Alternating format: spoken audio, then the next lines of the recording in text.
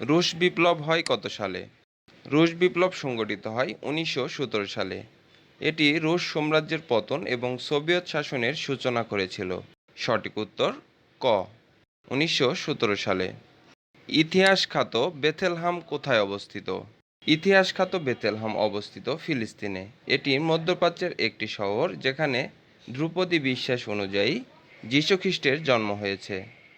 সঠিক উত্তর খ, ফিলিস্তিন।